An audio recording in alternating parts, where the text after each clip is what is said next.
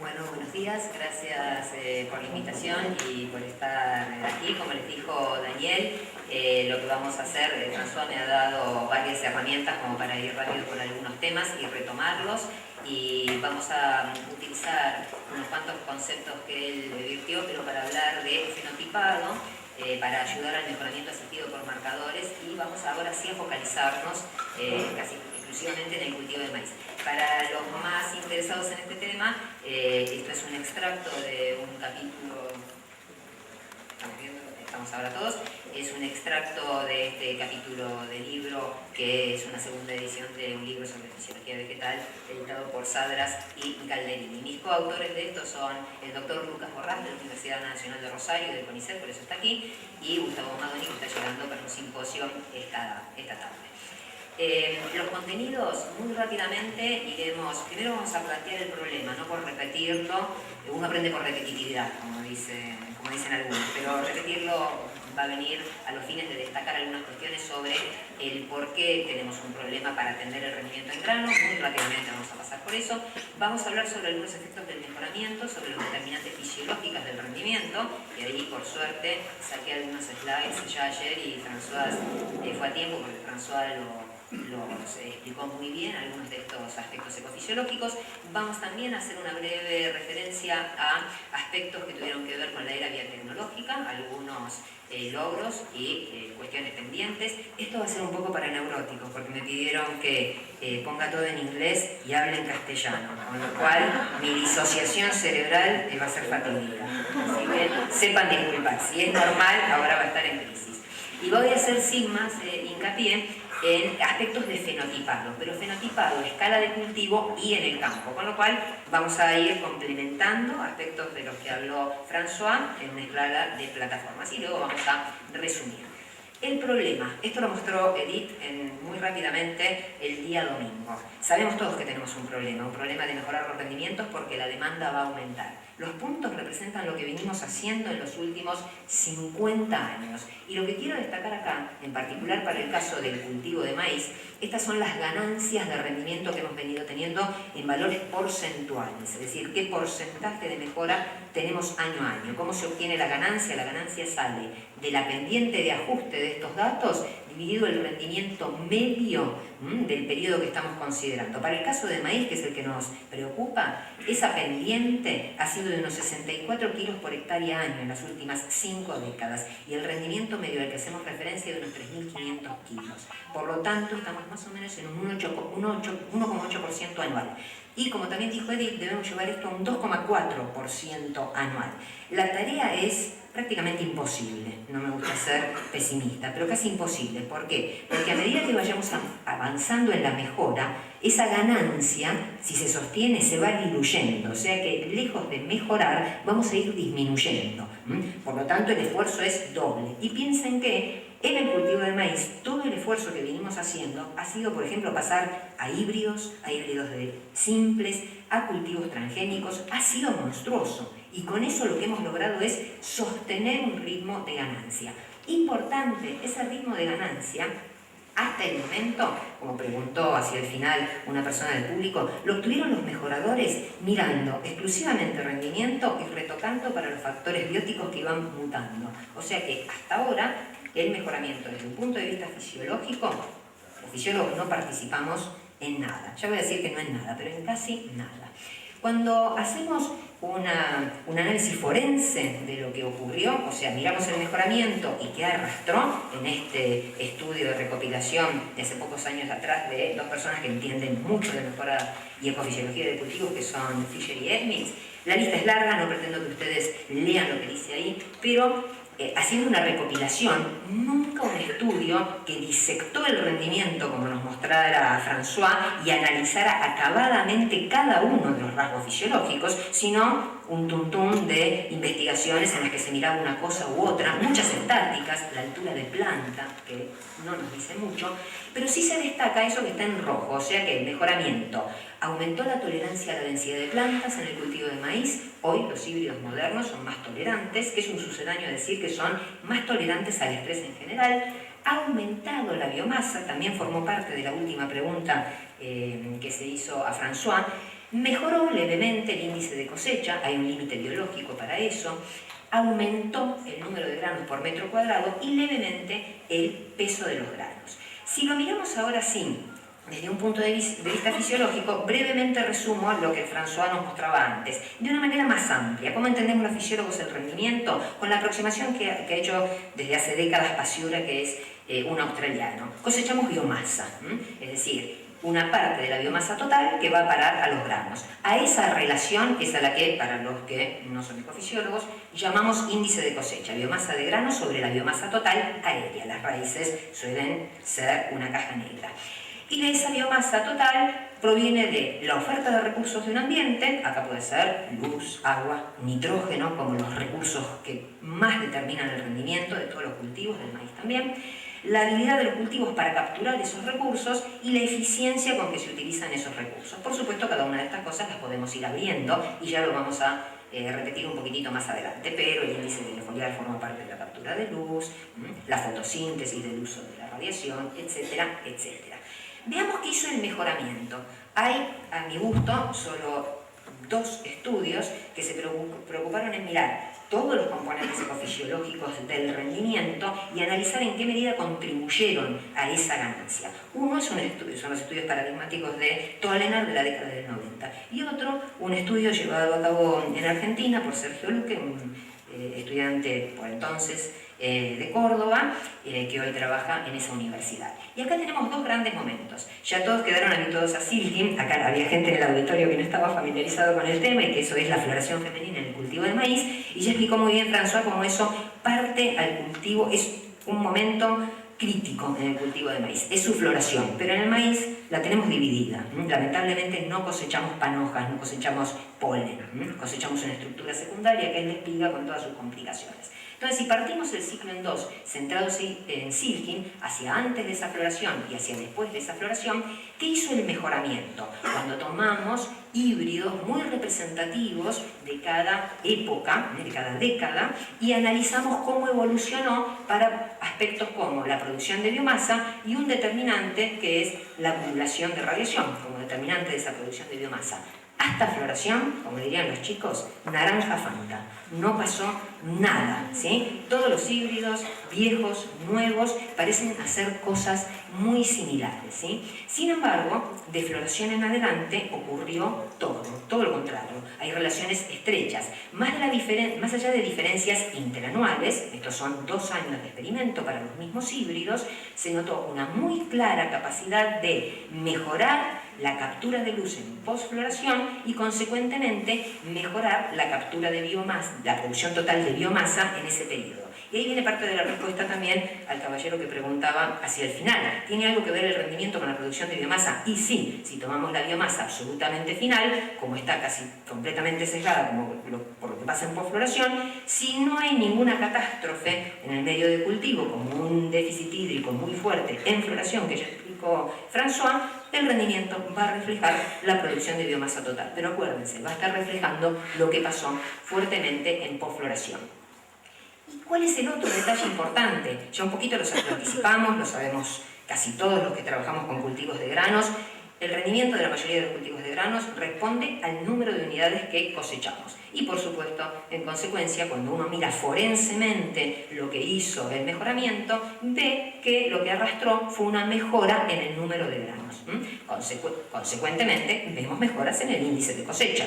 La biomasa postfloración tiene como único destino en estos cultivos ir a parar a los granos, consecuentemente el índice de cosecha tendió mucho más suavemente a aumentar. Pero acá viene la frutilla del postre. ¿Qué otra cosa hizo el mejoramiento, queriéndolo o no? Sí, un poquito queriéndolo, porque eso lo miran los mejoradores con escalas empíricas. El mejoramiento lo que hizo es mantener constante el crecimiento postfloración por grano. Es decir, trabajó mucho, directa o indirectamente, en sostener un área foliar verde. Y un área foliar verde que no fuera cosmética, sino que fuera activa. Consecuencia, cuando uno mira el número total de granos y divide el crecimiento postfloración por ese número, lo que observa es que con el mejoramiento no cambió nada, cambió muchísimo. Por cada grano de más que íbamos poniendo, también había una mejora en el crecimiento postfloración. Consecuentemente, los cambios en el peso han sido pequeños.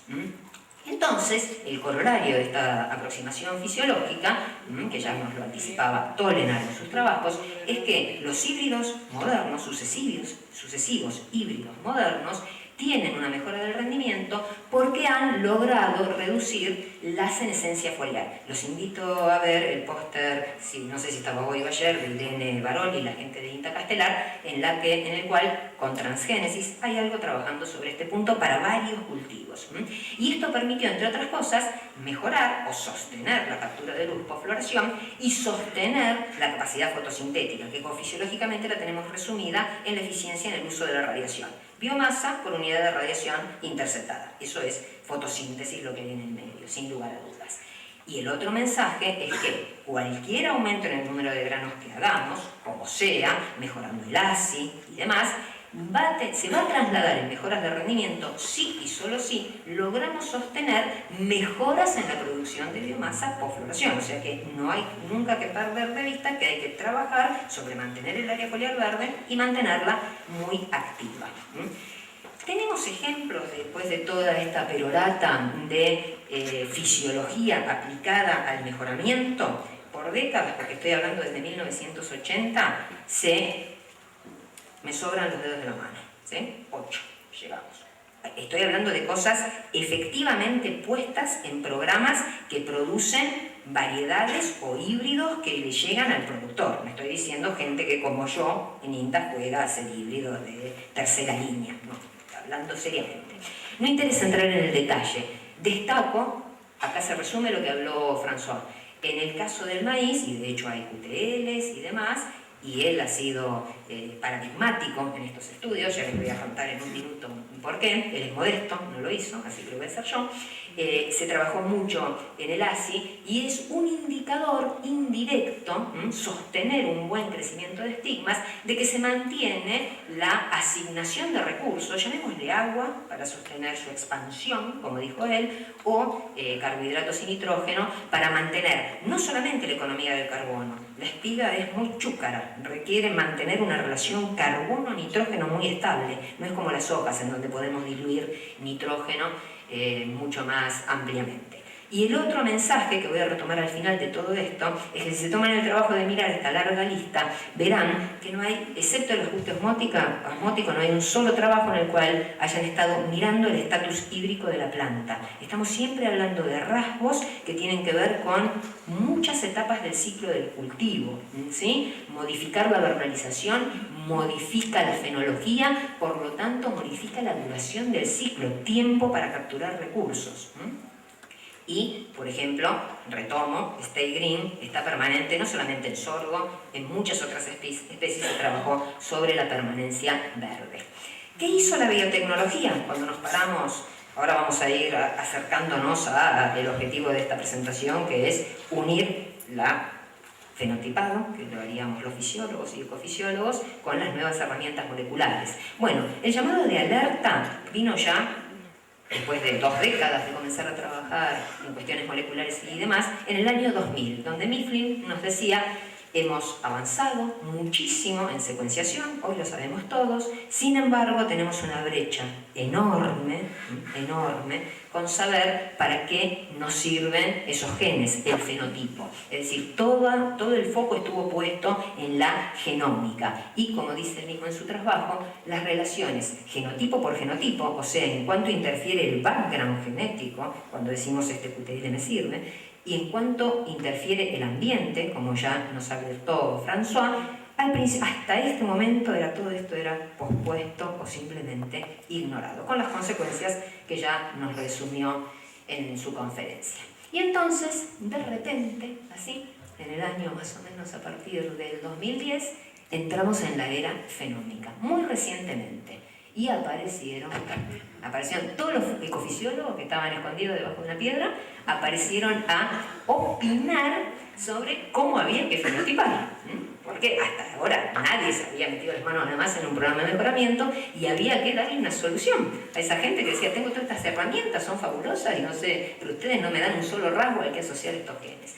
Y entonces la lista es larga. Si los miran, son todos trabajos del 2012. Eso sí, no es un dato, es toda historia de lo que sabemos hacer y les explicamos a los mejoradores cómo tendrían que hacerlo para sostener la mejora del rendimiento. Bueno, allá voy a llegar a eso.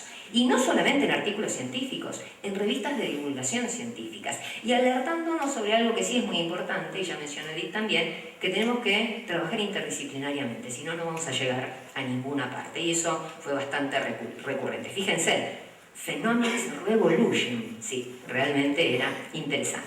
Para mi modesto entender, con algún desorden conceptual atacamos esto, cuando hablamos de eso que se deben llamar throughput phenotyping. Y aparecimos con, sobre todo a escala de cultivo, con una parafernalia de cosas que yo suelo decir, por suerte somos pobres. Por suerte somos pobres, nunca vamos a comprarnos un avión, nunca vamos a comprar nada de todas estas cosas. Ya la camarita para hacer esta foto que compramos con Miralles me sacó a mí sola casi 70.000 pesos de un subsidio y me caían los lagrimones. Así que, y éramos 3 pagando. Así que, bueno. Entonces, ¿por qué digo que un poquito de desorden conceptual? Porque la aproximación que no debemos perder de vista para hablar de cultivos, y vuelvo a resumir lo de François, es que hablamos de capturar recursos, usarlos eficientemente y particionar biomasa. Y todas estas aproximaciones son bastante indirectas, sirven para modelos genéricos de cultivo, NDVI y un montón de esas cosas. Y ni que hablar, como dije, muy caras. A mí ni que me sacudan de los pies me sacan un peso para comprar algo de eso. Pero bueno, lo cierto es que eso es lo que... Y para que no crean que lo digo yo, que soy absolutamente nadie, lo voy a poner en palabras de alguien que corta el bacalao como nadie, se llama Mark Cooper. No, esto es fuera de risa. Mark Cooper, probablemente cuando híbrido de maíz se cultive, ya lo dijo François también, tiene que ver con el intelecto de este caballero, que es en un puñado de gente de Pioneer, la empresa más importante en producir germoplasma élite de maíz del mundo, dice que, resumidamente, sacado textual de este artículo del 2014 en Experimental Botany, del cual no es el primer autor, pero es como que lo veo decir estas palabras a Mark, dice: todo muy lindo, muchachos, pero de todos los métodos que ustedes me proponen, hasta ahora todo es eso, papers de opinión. Ni uno solo me ha servido para impactar seriamente en los target environments, esos a los que yo debo dirigir mis programas de mejoramiento. Y a mí no me extraña, el mejorador lo sabe de toda la vida, porque año tras año tira a la basura miles de genotipos, miles de líneas, miles de híbridos precomerciales. Como dirían en la jerga del mejoramiento, el que la tiene más grande es el que gana, el programa más grande. N es lo que cuenta. Decime de qué tamaño es tu programa de mejoramiento. Y hasta ahora nadie le pudo dar a esa máxima. Es así. Y lo que él dice, que son palabras textuales de Pasiura, es que la mayoría de las cosas tienen una dificultad en escalar los métodos. Está todo muy bonito, incluidas muchas cosas de plataforma, pero eso no me lleva al cultivo.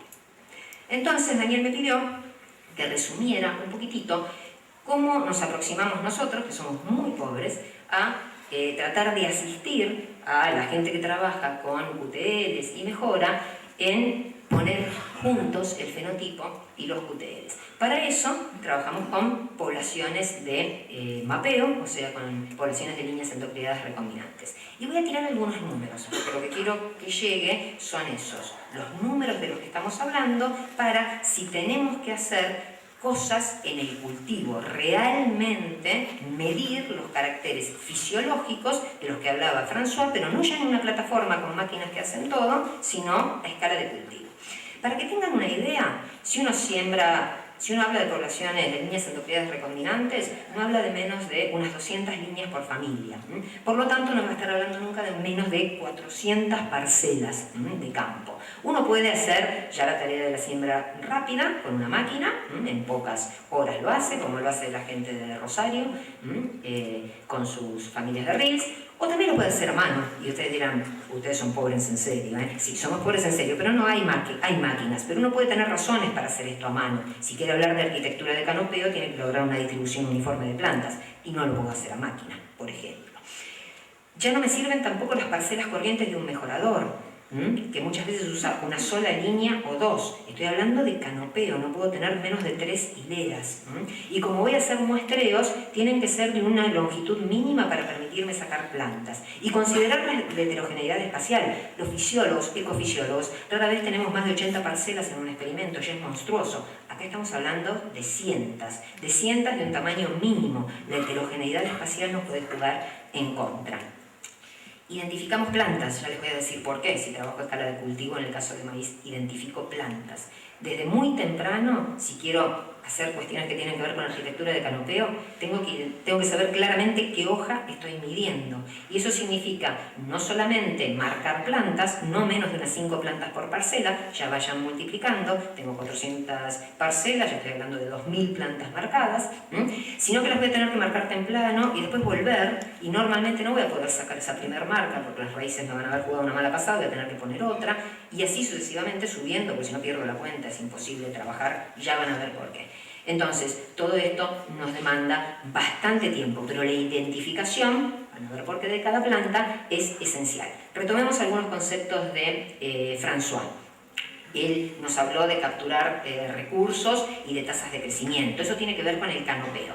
Desarrollo, ya lo desarrolló, no lo vamos a repetir, pero este desarrollo, en el caso de un cultivo de maíz, hojas es casi sinónimo de ciclo, porque van a un ritmo bastante constante apareciendo, así que nos dicen si un ciclo va a durar más o menos, y también es sinónimo de área foliar. Y acá ya tengo una de las primeras cosas que yo quiero saber, el área foliar del cultivo. Les anticipé que era importante tener un área foliar grande y sostenerla en posfloración. Debo caracterizarla. Para caracterizarla, eso a nuestro equipo nos lleva, tenemos que medir hoja por hoja de las 5 plantas marcadas. Así que 2000 plantas por no menos de promedio para nuestros materiales, unas 20 hojas. Sigan haciendo algunas cuentas y vamos a la planilla Excel de nuestro ingeniero de allá. Así que ¿esto se hace? Sí, por supuesto se hace. Yo requiero 2 grupos de 3 personas. 2 miden, 1 anota. No hay que medirlo en el instante. Las hojas no se mueren de un día para el otro, así que tenemos tiempo. Y después, a madurez, hay que monitorearlas en esencia, y esos mismos equipos, con medir una vez por semana, lo hacemos muy rápido. Lo tenemos bajo control, pero vayan haciendo números. ¿Por qué me interesa el área foliar? No solamente porque es el lugar de la fotosíntesis, sino porque determina una capacidad de captura que también, como dijo François, tenemos bastante bien modelizada los ecofisiólogos. Por lo tanto, yo voy a saltar a modelos para cada híbrido que tienen que ver con la intercepción de luz. ¿Y cómo hacemos esto? Bueno, yo estoy acá sentada y no parada como François porque tengo mi meñisco izquierdo roto. Tengo 55 años, me agaché millones de veces. Pero la gente joven, que puede hacer esto, todavía tiene muchos años por delante para medir, nosotros con 3 septómetros, y ustedes me dirán, pero ya estás gastando plata. Sí, pero comparativamente, no me digan, son baratísimos. Un septómetro comparado con las plataformas de François, no tenemos ni para empezar a discutir.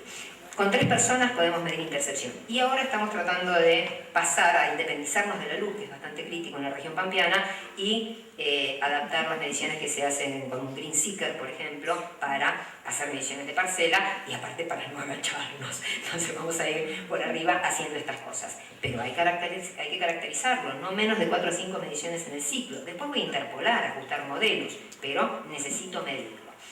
¿Por qué? Porque ya les mostré que tenía que ver con la biomasa, y ahora viene la parte de la biomasa. ¿Y la parte de la biomasa cómo la hacemos? Gracias al talento de Claudia Vega, hace años en el cultivo de maíz nos hemos movido una aproximación alométrica, que afortunadamente es muy robusta, pero hay que medir muchas cosas y seguir agachándose. Somos gente agachada, en el caso del cultivo de maíz. Vivimos agachados. Lo cierto es que no los voy a aburrir mucho con esto, pero existe una relación muy estrecha entre la biomasa, tanto de espiga como no espiga. Es algo que usan los médicos. Todos los que han sido padres saben que les miden en la panza, su hijo tiene tal largo, va a pesar tanto a los 3 meses. El concepto es eso, alometría llevado a las plantas de maíz. Y después establecemos modelos. Ahí vienen las mediciones destructivas. Y después entramos con las mismas mediciones en las plantas que están en el campo y estimamos su biomasa. ¿Y para qué queremos saber todas estas cosas? ¿Por qué no vas, sacas un metro cuadrado de floración y ya está? Bueno, queremos saber todas estas cosas, más algunas mediciones indirectas del estado de nitrogenado con SPAD, por ejemplo, también con el Green Seeker, porque acá viene el detalle más importante. Ya anticipamos que el número de granos será la clave en el cultivo de maíz. Pero no es un trigo, no es decir, ningún cultivo en el cual cosechamos una inflorescencia terminal. Cosechamos una estructura secundaria. Y esa estructura secundaria puede ser estéril. Lamentablemente es un cultivo con sus detalles. Y la respuesta del número de granos, también Claudia fue la que, Tollner primero y Claudia después, la que nos acercó más a las relaciones funcionales entre el número de granos y la tasa de crecimiento del cultivo alrededor de ese periodo en que se están exponiendo los estigmas y de los que nos hablaba François. Por lo tanto, tengo que tener una tasa, tengo que tener dos datos, cuando arranca el periodo crítico y cuando termina, para hacer un cálculo de tasa. ¿Y por qué me interesa? Y acá viene, acá es donde voy a extenderme de tiempo, hablar un poquitito de lo que hizo François, y que para mí fue un salto conceptual que no sé si para el Nobel, pero yo le daría el Nobel agronómico. Porque siempre en materia de fenotipado y QTLs hablamos de medir cosas. Y medimos el área foliar, medimos esto, medimos aquello. Y un día, en su trabajo con Raymond, ¿sí?, hizo un salto conceptual que dijo: de ninguna manera, no hay que medir cosas estáticas, hay que establecer relaciones funcionales y analizar los parámetros de esas funciones y buscar los QTLs de esos parámetros. ¿Por qué? Porque nos vamos a independizar también fuertemente del ambiente. Fíjense que yo dejé de hablar de años, de suelos y demás, y estoy hablando de genotipos ahora, que es lo que nos interesa. El ambiente está acá, en la tasa de crecimiento. Son plantas individuales, hacia allá baja densidad, hacia acá alta. Pero también podría ser más nitrógeno, menos nitrógeno, más agua, menos agua. Y lo único que veríamos es puntos en una función curvilínea para el caso del maíz. Los parámetros de esta función son críticos. Y ya Tollner, Claudia, Laura Echarte han demostrado que hay variabilidad genotípica y que el mejoramiento ha indirectamente repercutido sobre esos parámetros. Y además, por lo que ya les conté de las relaciones fuente-destino que tenemos que mantener para que el peso no nos haga un trade-off con el número de granos. Acá viene un cuello de botella, y el cuello de botella es capacidad para secar todas esas plantas. Sí, por supuesto, tenemos cuartos de secado. Acá está el de Rosario, acá está una parte del de Pergamino, la parte vieja. Ahora tenemos nuestro mejor jugador, que es Luisito Blanco, al cual le debemos todas las cosas inteligentes para medir que hacemos en el campo. A nosotros no se nos ocurre una, él nos soluciona todas. Así que tenemos que contar los granos, vayan multiplicando las 2000 plantas que están marcadas y que tienen que llegar a cosecha, porque esas no las torturo nunca a lo largo del ciclo, tienen que llegar a cosecha. Yo les tengo que contar los granitos, tengo que hacer el rendimiento de cada planta y estimar su peso de grano. Y a Lucas Borrás, el team de Rosario, además les interesará mucho las cuestiones que tienen que ver con el peso de los granos, y el peso de los granos, siguiendo la Biblia de François Tardieu, también tiene relaciones funcionales, y esas relaciones funcionales tienen mucho que ver con sus variables hídricas. En el peso, a medida que se va generando el peso de un grano individual, antes aumentó muy fuertemente el contenido hídrico, y ahora van a ver por qué nos interesa esto, y al mismo tiempo, desde floración, está declinando la concentración de agua. Si bien aumenta el contenido total, en proporción del grano se va diluyendo. ¿Por qué nos interesa todo esto?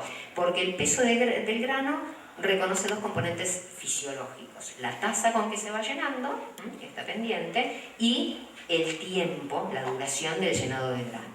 Bien, cada uno de estos componentes sabemos, a través de la fisiología, que tiene que ver la tasa principalmente con el máximo contenido de agua que puede alcanzar un granito. Fíjense que es temprano en el llenado. Y la duración del llenado tiene que ver con la tasa de desecación del grano y el contenido relativo de agua en madurez fisiológica. En un momento dado hay un contenido de agua tal que el metabolismo ya no deja continuar llegando a ese grano, que aparte es una bolsa que se definió aquí, que hay que llenar así. dicho de una manera esquemática. ¿Qué significa esto si lo quiero caracterizar? Marcarme otras 10 plantitas por parcela, lo cual son de por sí solo 4.000 espigas, aparte de las 2.000 que ya teníamos antes en una familia. Identificarle a cada una su fecha de floración. Fíjense que acá dice tiempo térmico de silking de cada planta, tengo que conocer su floración, y empezar a muestrear, como indican acá Santiago Álvarez Prado, que por algo se habrá ido a trabajar con François, no sé qué le había hecho Lucas, y sacar granitos para confeccionar todas estas figuritas.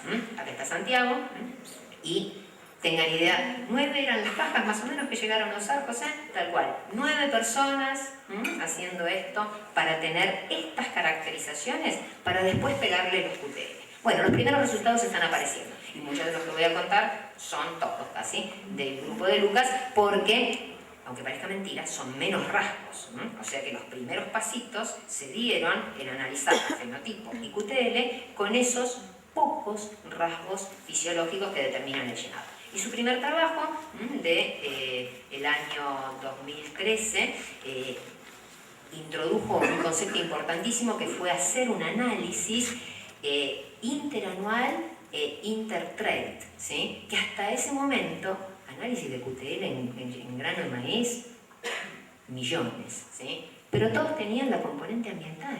Un año sí, un año no, se apaga, se enciende. Y eso requería una aproximación estadística al problema que no estaba resuelta. Bueno, Santiago la resolvió. Y entonces, por ejemplo, dijo que de todos los QTLs importantes que había detectado, aquel en el cromosoma 6, determinante del peso de grano, tenía fuertemente que ver con la tasa de llenado de grano y eso estaba fuertemente ligado a el máximo contenido hídrico.